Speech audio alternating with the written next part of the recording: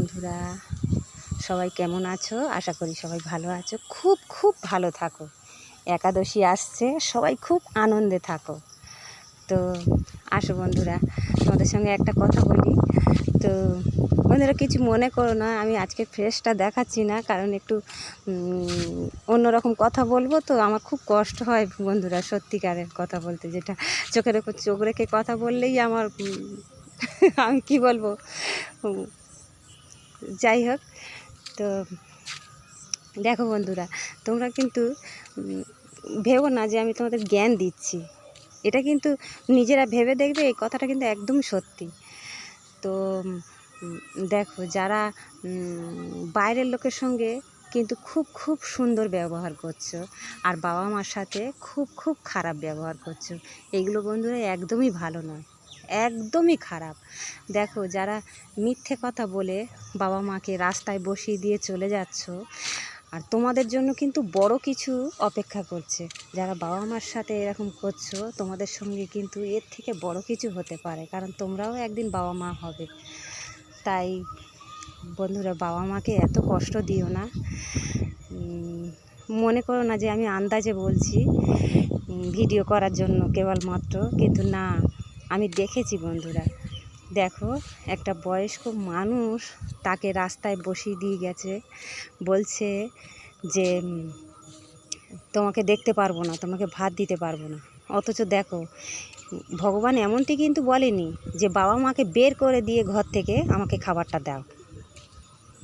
হ্যাঁ, এই ভগবানকে থালা থালা করে খাবার দিচ্ছি, আর বাবা মাকে দেওয়ার সময়ই পাচ্ছি না। দেখো, এত এত বয়স হয়ে গেছে, আমার মনে হয় ভগবান 10 মিনিট অপেক্ষা করবে। হ্যাঁ, কিন্তু বাবা মারা এত বয়স হয়ে গেছে, তাদের দিলে ভগবান কিছুই মনে করবে না। তাই তাদের আগে সন্তুষ্ট করে তারপরে ভগবানকে সন্তুষ্ট করো। তো আমার এই কথাটা বলার মানেটা হচ্ছে বন্ধুরা এটাই।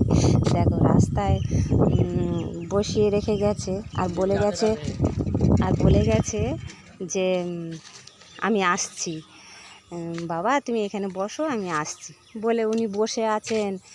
বিকাল হয়ে গেল, সকাল হয়ে গেল, আসেননি, দুপুরে খেতে পাননি উনি রাস্তায়। লাস্টে বন্ধুরা কি বলবো, আমরা তো এখানে ভাড়া থাকি, তো আমাদের উনি খুব কষ্ট করে এসে আমাদের ভাড়া বাড়ির একদম পুরো দরজার ধারে এসে শুয়ে রয়েছে। কি বলবো, আর নড়ার শক্তি নেই তানার। তো আমি দরজা খুলে দেখলাম যে উনি শুয়ে আছে। আমি হঠাৎ ভাবলাম যে কি বলবো, ভগবান করুক, এরকম না করুক কারকের। আমি ভাবলাম মরে টরে গেল না কি রে বাবা। তো ডাকলাম যে এই দেখো, ওঠো না, দেখো না আমাদের ঘরের সামনে কে শুয়ে আছে এইভাবে। তো সকালবেলা তো উঠতে চাইছে না। তো আমার কথাটা শুনে ধারপির করে উঠে গেল। উঠে গিয়ে যখন দেখলো যে উনি শুয়ে আছে, তার ডাকাডাকি, আমরা চোখে মুখে জল দিচ্ছি, ডাকাডাকি করছি। তো আমি তো বন্ধু কি বলবো, আমার এই সব কথাগুলো বলতে গেলে আমার ভীষণ কষ্ট হয়। তাই জন্য ফ্রেশটা তোমাদেরকে দেখালাম না আজকের। তো যাই হোক, ফ্রেশ দেখা নিয়ে কোনো যায় আসে না বন্ধুরা, আমার কথাগুলো খুব গুরুত্বপূর্ণ। তো আশা করি তোমরা এরকম কেউ করো না বন্ধুরা। সবাই ভালো থাকো, সুস্থ থাকো, আর বাবা মাদের একটুখানি সেবা করো। দেখো, বাবা মাদের সেবা করলে তোমাদের খারাপ হবে না, ভালো বই। তো যাই হোক, তারপরে ওনাকে তুলে একটু খাবার দিলাম, বাড়িতে যেটুকু খাবার ছিল দিলাম, বললাম তুমি এখানে খাওয়া দাওয়া করো। তা বললো আমার ছেলে তো আমাকে রাস্তায় বসিয়ে দিয়ে গেছে বাবা আসছি বলে। মা আমি কোথায় আছি মানে সব কিছুই ভুলে গেল, মানে পেটে কিচ্ছু নেই, তো কিছুই মনে উঠছে না। তারপরে খাওয়া দাওয়ার পরে একটুখানি মানে শক্তি এলো। তারপরে ওনাকে চান ধান করালাম, সাবান মাখিয়ে চান করিয়ে পরিষ্কার করিয়ে বললাম মেসোমশাই ঠিক আছে, আপনার কেউ আসেনি যেকালে, আপনি এখানেই থাকুন, আমরা কষ্ট করে আছি একটা ঘরের মধ্যে, তোমারও হয়ে যাবে। তো উনি থাকলো। তারপর সন্ধেবেলার দিকে জিজ্ঞেস করলাম, বলো তোমার ছেলের নাম কি, এই কি। আস্তে আস্তে টুকটুক করে উনি বলল। তারপরে ছেলেকে খবর দিলাম, এসে নিয়ে গেল। আর ছেলেকে এইগুলো বললাম যে বাবাকে মাকে এত কষ্ট দিও না। ও যে কি কষ্ট পেল, কী